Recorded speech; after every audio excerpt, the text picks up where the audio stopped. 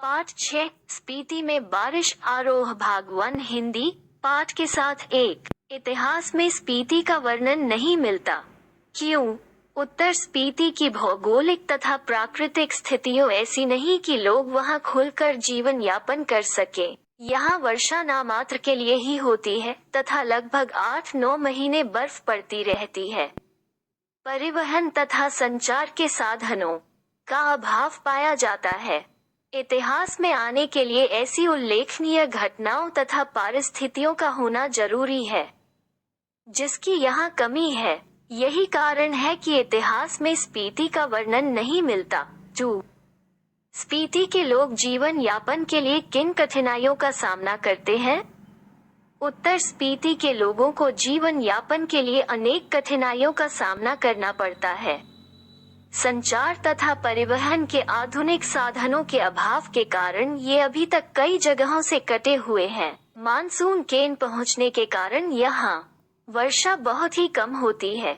यहाँ केवल साल में एक ही फसल उगाई जा सकती है। लकड़ी भी नहीं है कि घर गर्म रख सके। वर्षा के अभाव के कारण यहाँ फल नहीं उगाए जाते।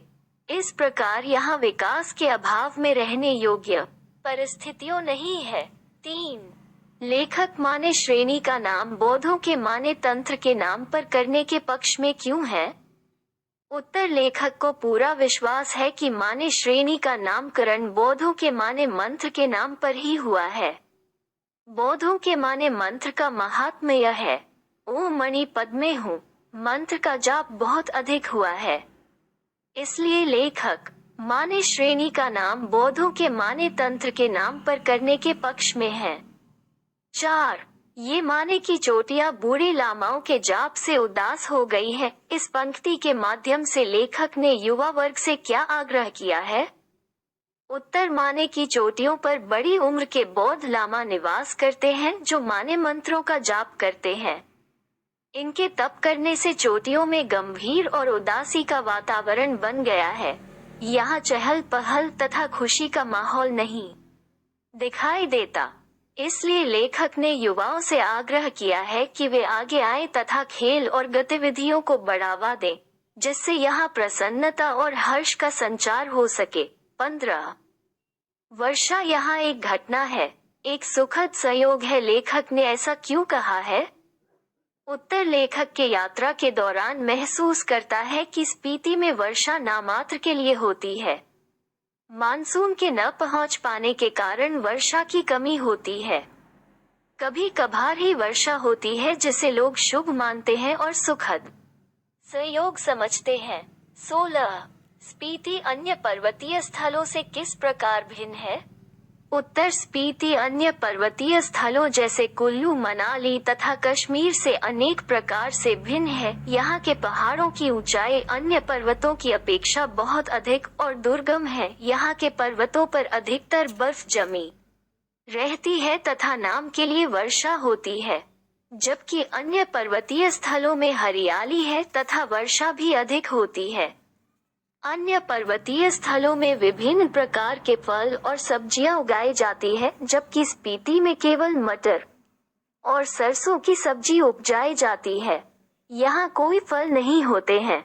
अन्य पर्वतीय स्थल पर्यटकों से भरे होते हैं, जबकि यहाँ वीरानी छाई रहती है।